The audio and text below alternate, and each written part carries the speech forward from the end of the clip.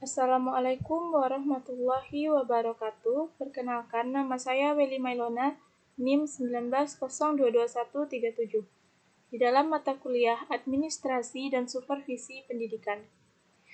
Baiklah, pada pertemuan minggu ini, kita akan membahas mengenai bidang garapan administrasi ketatausahaan sekolah. Sebelum itu, kita harus mengetahui pengertian dari administrasi ketatausahaan sekolah.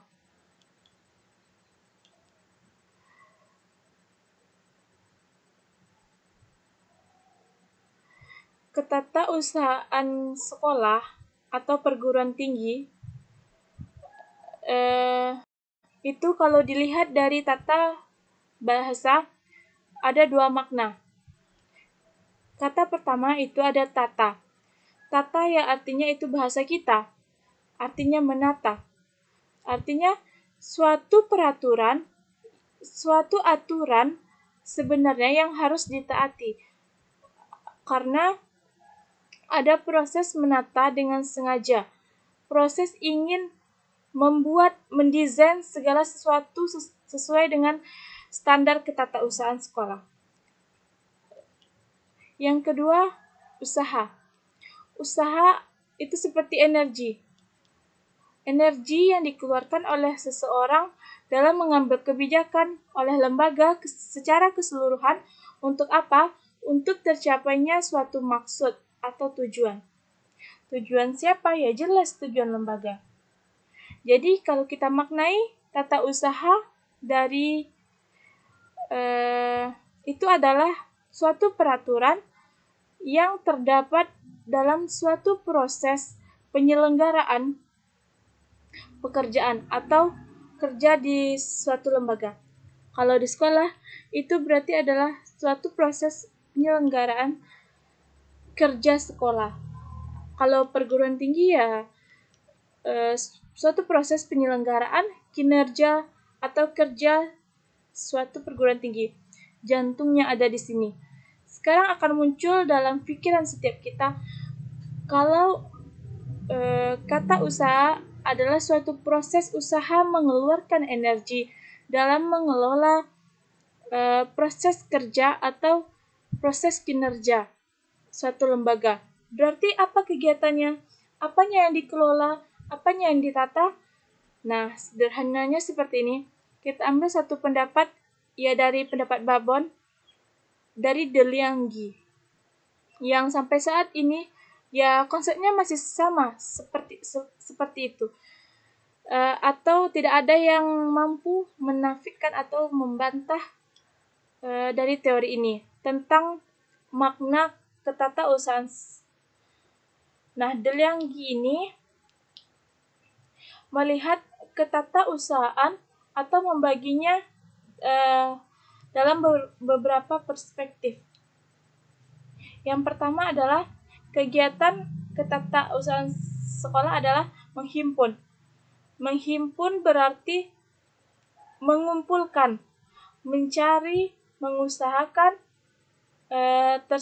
tersedianya segala hal, segala keterangan yang tadinya belum ada, tadinya hanya sebagian atau tadinya berserakan di mana-mana, sehingga sekarang menjadi satu kesatuan yang terhimpun, menjadi suatu informasi yang luar biasa yang diperlukan.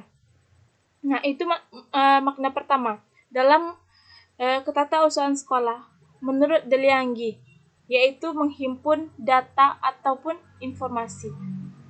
Berarti kerja dari orang yang kita sebut sebagai tata usahawan ini atau yang menata dalam kegiatan ketatausahaan tersebut adalah menghimpun berbagai hal agar menjadi suatu informasi yang lebih bermakna bagi banyak orang. Nah, yang kedua, kegiatannya itu adalah mencatat. Pertama menghimpun, yang kedua mencatat. Apa yang dicatat? Ya, mencatat tidak hanya sebatas menggunakan pulpen atau kertas atau tulisan atau tertulis di atas kertas. Ya, sekarang ya dengan sistem, dengan teknologi yang ada, tercatat apakah di dalam komputer atau laptop atau segala informasi yang tercatat, ada data yang tersimpan sehingga ketika diperlukan atau dibutuhkan ataukah sebagai pembanding atau bukti, semuanya ada. Semuanya bisa dikendalikan. Sehingga proses mencatat itu meliputi berbagai macam kegiatan yang sifatnya membubuhkan dengan berbagai alat tulis atau dengan teknologi tentang berbagai macam keterangan yang diperlukan. Sehingga terwujudlah berbagai macam tulisan yang menjadi informasi sebenarnya yang bisa dibaca, bisa dikirimkan, bisa disimpan, bahkan menjadi alat bukti kapanpun diperlukan. Bahkan informasi-informasi yang ternyata penting pada tahun ini, meskipun sudah 20 tahun yang lalu, sebenarnya bisa ditarik lagi sebagai suatu informasi yang lebih bermanfaat lagi. Misalnya tentang data karyawan, data guru, data kepala sekolah, atau data siapapun. Nah, apa kegiatan berikutnya? Kegiatan berikutnya menurut Delianggi dalam konsep ketatausahaan, kegiatannya adalah mengolah, menghimpun, mencatat, dan mengolah. Apa yang diolah? Kalau ketika kita membuat kue, tentu saja semua bahan terlebih dahulu kita olah sesuai dengan pengolahannya, sesuai dengan ritmenya, sesuai dengan kapasitasnya, sesuai dengan jumlah takarannya, sehingga menjadi suatu adonan yang enak. Nah, begitu juga dengan mengolah. Mengolah itu artinya adalah bermacam-macam kegiatan yang dikerjakan terkait dengan berbagai macam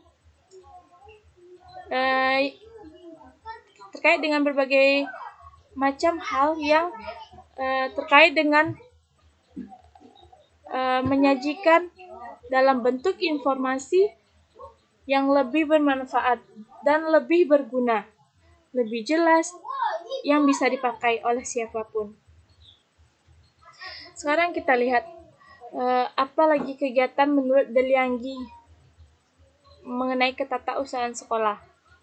Ketatausahaan sekolah atau ketatausahaan perguruan tinggi itu sama saja. Kegiatannya hampir mirip. Mulai dari kegiatan pertama, mencatat, mengolah, dan yang keempat adalah kegiatan menggandakan. Menggandakan berarti membuat salinan atau sama persis. Mulai dari 1 menjadi 2 atau 2 menjadi 3 dan 4. Artinya apa? Itu adalah kegiatan memperbanyak dengan cara atau menggunakan alat sebanyak jumlah yang diperlukan atau dibutuhkan, atau bisa dengan fotokopi atau scan. Ketika itu memang diperlukan dalam proses kebutuhan banyak orang yang ada di suatu lembaga, baik di sekolah ataupun perguruan tinggi. Apalagi kegiatan berikut? Yang kelima. Jadi menurut Delianggi ini itu maknanya ada 6 kegiatan. Tadi yang pertama kita coba lihat yang pertama menghimpun, yang kedua mencatat, yang ketiga mengolah, yang keempat menggandakan, dan yang kelima mengirim. Artinya itu kegiatan menyampaikan atau mengirim dengan berbagai macam cara atau alat dari pihak pertama atau pihak berikutnya.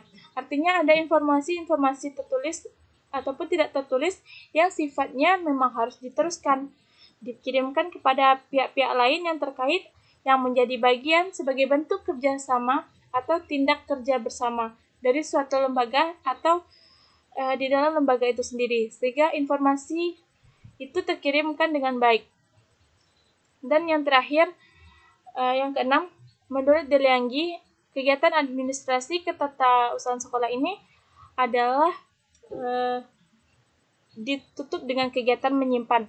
Artinya, segala informasi, segala hal yang memiliki kepentingan atau memiliki makna bagi lembaga atau punya potensi menguntungkan bagi lembaga itu ditaruh dengan berbagai macam cara dan alat yang bisa dimanfaatkan untuk diletakkan, disimpan. Kalau dulu barangkali disimpan berdasarkan sifatnya, menggunakan alat, disimpan dalam map, dalam lemari, disimpan dalam ruangan. Kalau sekarang begitu gampang, bisa menggunakan perangkat lunak seperti flash disk atau lain-lain. Dan dan menggunakannya bisa beribu-ribu tahun. Sebenarnya lebih sangat efektif jika kita memanfaatkan teknologi dalam proses menyimpan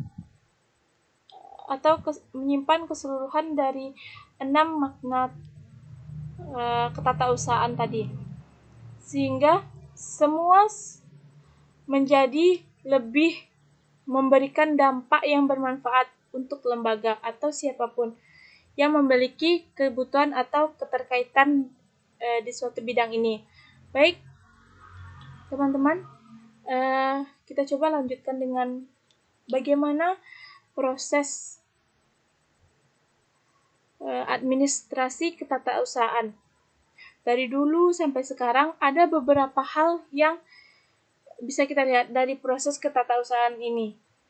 Yang pertama itu ada kaitannya dengan persuratan atau dengan penataan surat menyurat. Atau dalam buku yang membahas surat menyurat, itu banyak kegiatan dalam proses administrasi ketatausahaan. Meski dari dulu sampai sekarang intensitasnya memang lebih besar pada surat menyurat. Coba kita lihat surat menyurat terlebih dahulu. Tata persuratan di Departemen Pendidikan dan Kebudayaan itu sudah ada yang mengatur. Kemendikbud Republik Indonesia nomor 91 garis miring U1995 tanggal 25 April ini tentang pedoman tata persuratan atau pengarsipan di lingkungan Departemen Pendidikan dan Kebudayaan. Apa katanya? Menurut konsep ini, surat adalah sarana komunikasi yang digunakan untuk menyampaikan informasi tertulis oleh satu pihak kepada pihak lain. Dan dari Kemendikbud kita beralih kepada pendapat yang dituangkan beberapa penulis terkait dengan manajemen atau administrasi ketataan sekolah. Kaitannya adalah dalam konsep ketatausahaan sekolah. Jadi dapat disimpulkan dari beberapa sumber itu. Dari jenis-jenis surat itu banyak sekali.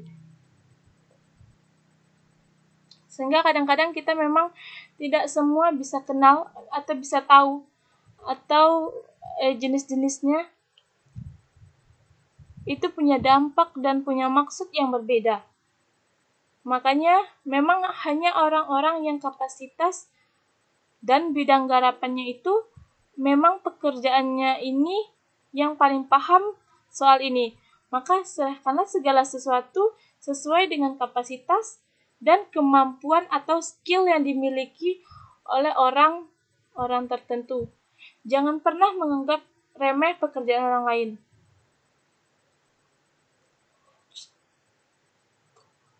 Jadi kita harus menghargai segala kegiatan orang, sekecil apapun. Sehingga proses penghargaan itu dalam sebuah lembaga atau sebuah organisasi itu memberikan dampak positif dalam proses kerja sama atau bekerja dalam konsep bersama-sama. Nah, jenis-jenis surat paling tidak kita lihat yang pertama surat dinas. Ini jelas namanya juga surat dinas. Berarti berisi tentang kedinasan atau pemerintahan dan pembangunan. Administrasi pemerintah atau pembangunan yang dibuat oleh pemerintah.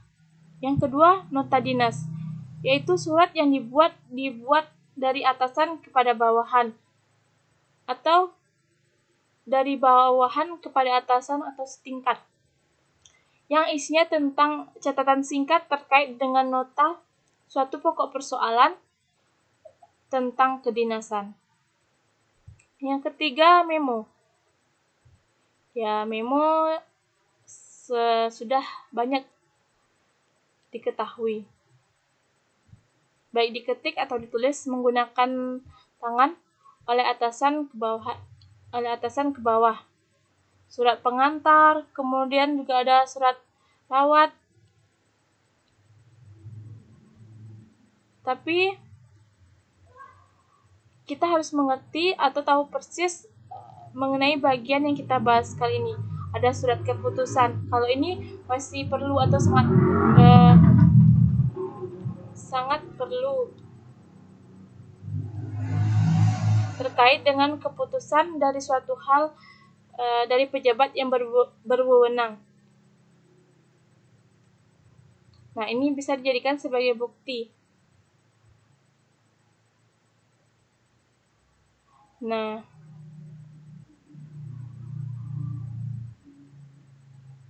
kemudian ada surat edaran, surat undangan, surat tugas.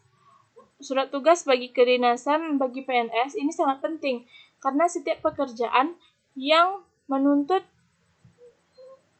perjalanan atau perjalanan dinas atau anggaran itu harus ada isi atau penugasan dari orang yang berwenang. Untuk apa? Untuk melaksanakan kegiatan.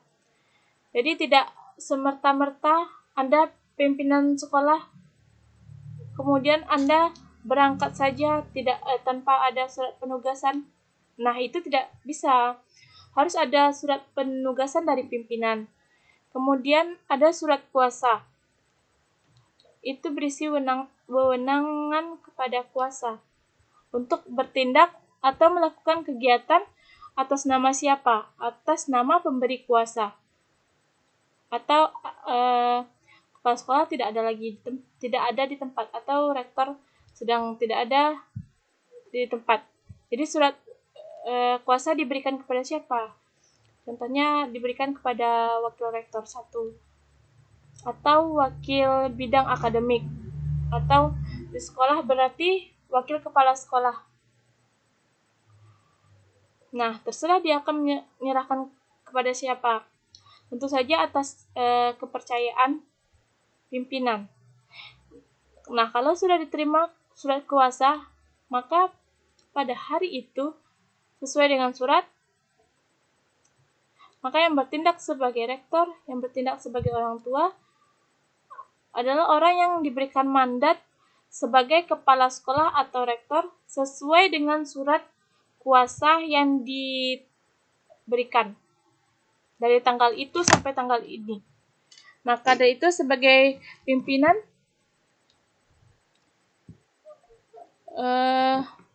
memiliki kekuasaan. Jadi kepemimpinan itu tidak dapat diberikan kepada yang lain. Nah, itu administrasi kewirausahaan dalam konsep surat menyurat.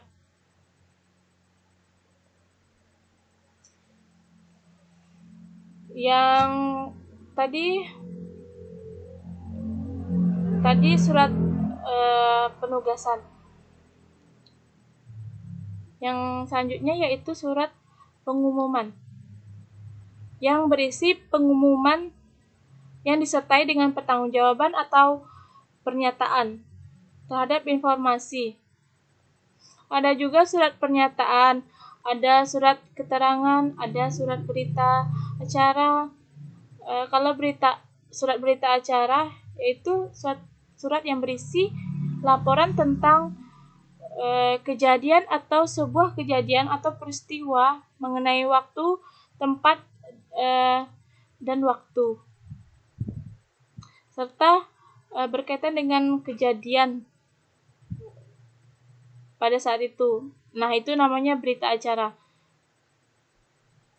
Nah, biasanya ketika rapat, biasanya sekretaris akan membuat surat berita acara.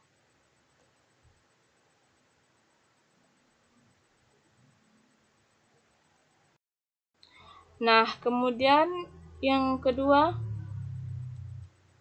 jadi kalau dalam administrasi ketatausahaan itu yang pertama ada surat menyurat, yang kedua ada hal yang ternyata sangat penting. Bukan berarti surat menyurat tidak penting, tapi ada yang terlupakan selama ini atau terarsipkan, yaitu arsip atau kearsipan. Apa itu? Arsip itu adalah naskah yang dibuat dan diterima oleh lembaga manapun, lembaga negara ataupun swasta dalam bentuk kata, baik itu dalam bentuk tunggal ataupun banyak.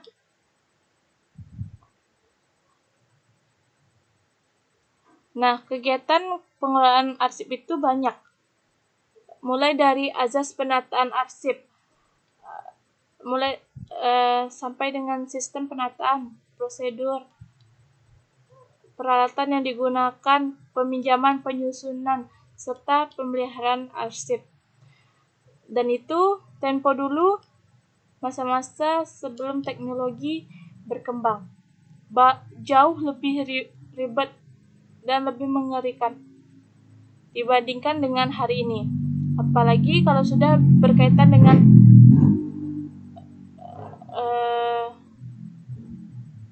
teknologi. Bahkan dalam bentuk arsip, orang membutuhkan banyak sekali ruang atau gudang-gudang penyimpanan untuk meletakkan pengarsipan. Nah, kalau sekarang hanya disatukan di dalam suatu teknologi seperti laptop, di mana hanya membutuhkan 1 atau 2 tombol untuk menyimpannya. Nah, itu lebih menguntungkan di kondisi sekarang dengan menggunakan aplikasi ataupun teknologi. Jadi lebih memudahkan pekerjaan. Tapi memudahkan bukan berarti semudah itu juga pekerjaannya. Intensitasnya dan karakteristiknya juga lebih besar atau lebih ribet sebenarnya. Tapi memang mudah bagi orang yang memiliki penataan pengelompokan arsip itu dikelompokkan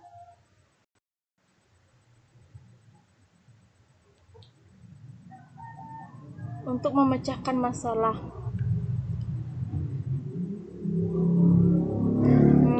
Masalah-masalah sejenis atau yang serupa itu dikelompokkan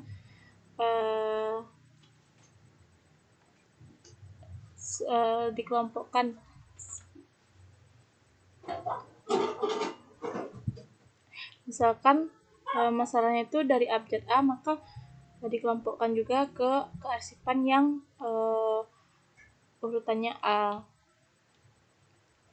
atau judul atau topiknya sama itu dijadikan satu. Kemudian juga berdasarkan tanggal yang masuk hari ini itu misalnya bulan atau tanggal 1 bulan Januari, atau diarsipkan sesuai dengan tanggal. Kemudian ada juga berdasarkan nomor ya, pengkode nomor mereka yang tahu. Misalnya nomor surat masuk berarti kategori surat yang bagian surat masuk, maka surat masuk akan ada di sini. Nomor surat keluar ada di sini. Ya, begitulah. Berdasarkan nomor. Yang berikutnya adalah sistem penataan arsip berdasarkan nilainya. Wilayah ya berarti berdasarkan di mana surat itu berada. Maka wilayah itu misalnya wilayah Padang. Maka Padang itu ada di sini. Disesuaikan dengan wilayahnya. Nah, kalau sudah berkembang provinsi, misalnya itu dalam rangka sistem penataan, sistem menata, arsip, itu memudahkan, menggampangkan si pengelolanya untuk kembali menemukan arsip yang sudah disimpan.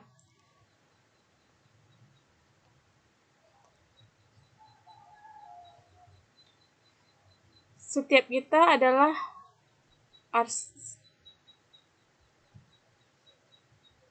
seperti kita adalah arsip. Misalnya kita meletakkan sesuatu baju tentu kita tempatkan di lemari. Nah, selanjutnya dalam menata ruang kantor apa yang perlu kita perhatikan? Yang pertama itu tata letak. Yang kedua azas tata ruang kantor. Ini terkait dengan ritme pekerjaan, hubungan antara satu kerjaan dengan kerjaan yang lain. Jadi kalau tidak diperhatikan maka rugilah kita dalam keefektivitasan. Dan secara garis besar itu merugikan karena kaitannya dengan efektivitas pekerjaan. Yang pertama azas jarak terpendek namanya. Proses penataan yang baik memungkinkan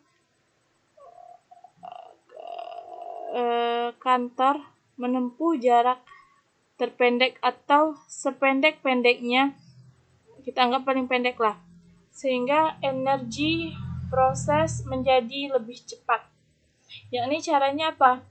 Dua titik yang dihubungkan secara garis lurus. Titik diartikan sebagai tugas pegawai, dan titik yang satunya lagi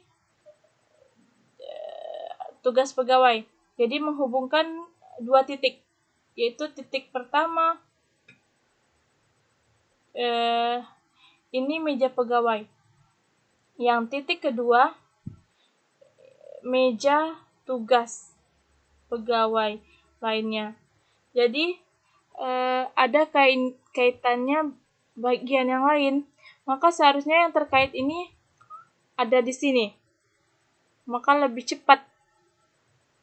Misalnya surat-surat yang masuk, saya menganalisis dan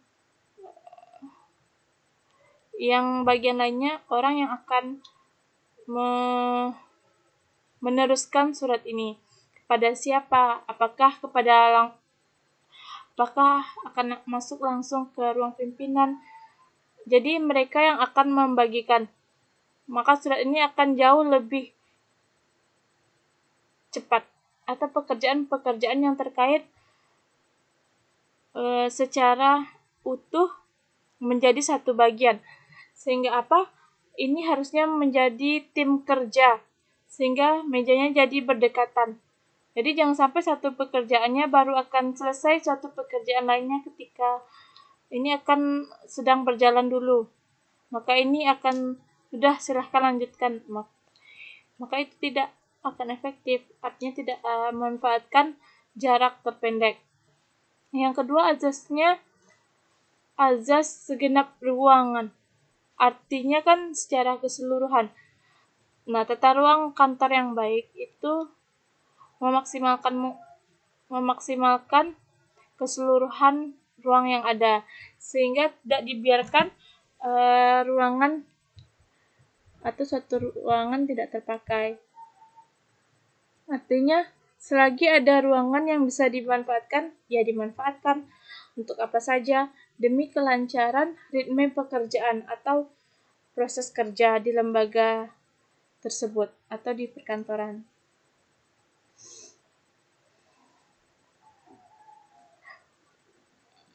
Ada yang selanjutnya itu ada azas suasana suatu tempat atau perkantoran. Ini menjadi penting karena apa? Karena lama-kelamaan jika suasananya begitu aja, kadang-kadang bisa menurunkan motivasi atau justru menjadi terbiasa atau ya gitu-gitu saja sehingga motivasi tidak naik. Maka perubahan yang dilakukan secara berkala atau menata tempat mejanya, tempat kursinya, bunganya ditambah, susunannya diperbaiki, itu suasana memberikan dampak positif bagi energi baru yang keluar dari diri kita. Jadi pekerjaan pun akan dikerjakan dengan semangat. Atau cat ruangan yang harus kita ganti atau letak barang yang harus kita susun itu memberikan nuansa kok jadi lebih sedap gitu. Makanya kita harus menata ruangan atau suasana ruangan agar kita lebih santai atau enjoy mengerjakan sesuatu. Ini dalam rangka memunculkan kinerja atau semangat baru bagi seseorang yang bekerja. Nah, kemudian tata ruang kantor yang berikutnya apa? Yaitu lingkungan fisik.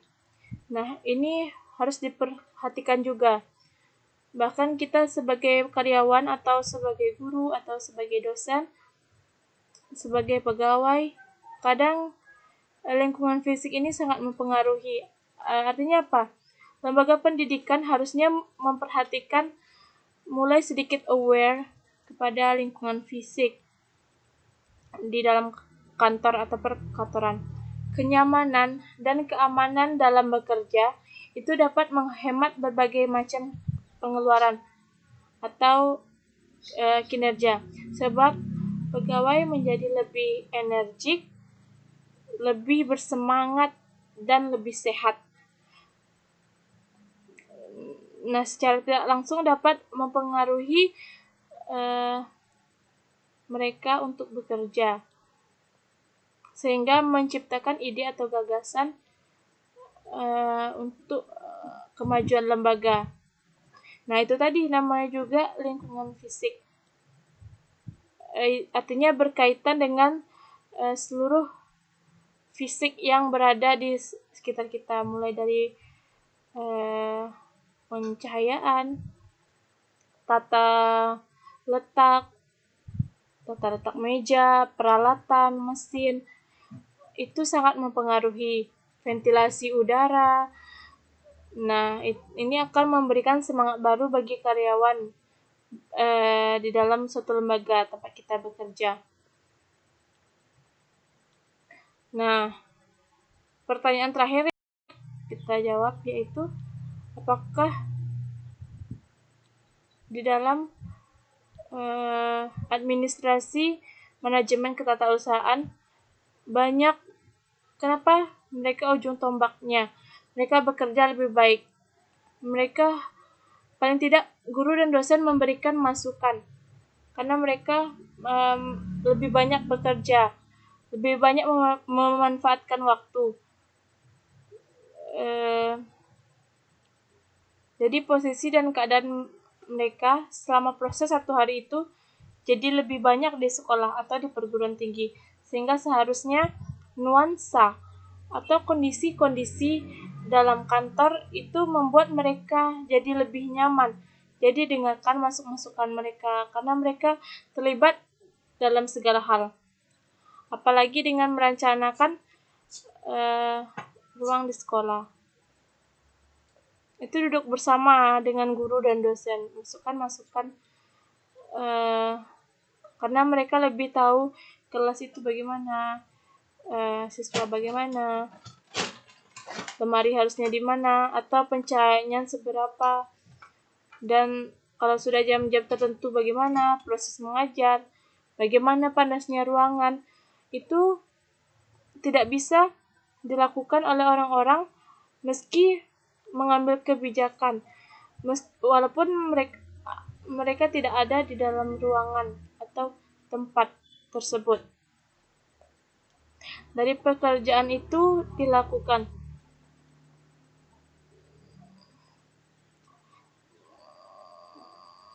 Jika di sekolah,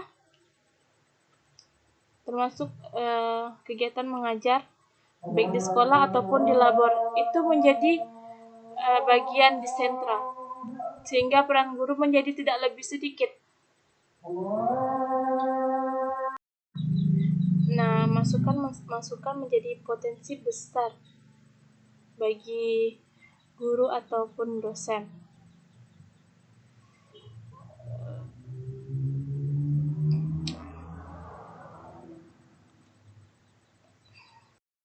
Ataupun tata usahawan atau kinerja suatu lembaga tersebut. Cuman persoalannya ini tadi, persoalan yang paling kelihatan, apalagi sekolah, jangankan sekolah, perguruan tinggi pun juga begitu. Yang duduk melakukan pekerjaan itu bukan dengan orang kapasitas atau latar belakang pendidikan yang semestinya.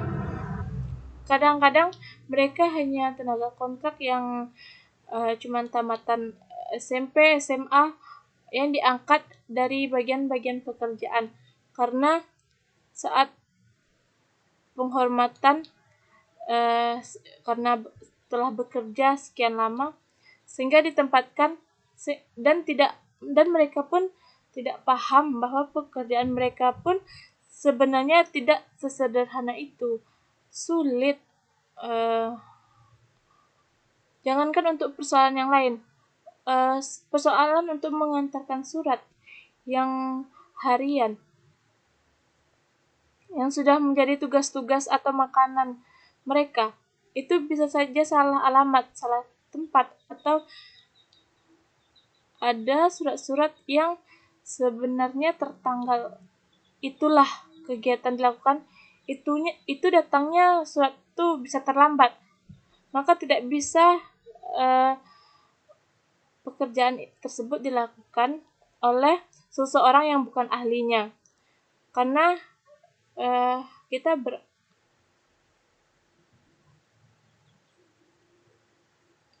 berasumsi bahwa pekerjaan-pekerjaan tertentu itu kadang-kadang tidak terlalu penting. Jadi ini sekedar masukan bagi kita bahwa sebagai calon pendidikan atau guru, kita mulai menghargai satu bagian per bagian dari pekerjaan orang lain. Setiap unit punya makna, setiap orang punya persepsi untuk dihargai. Mungkin hanya ini yang dapat saya sampaikan. Jika ada kesalahan, mohon dimaafkan. Saya akhiri. Assalamualaikum warahmatullahi wabarakatuh. Sampai jumpa.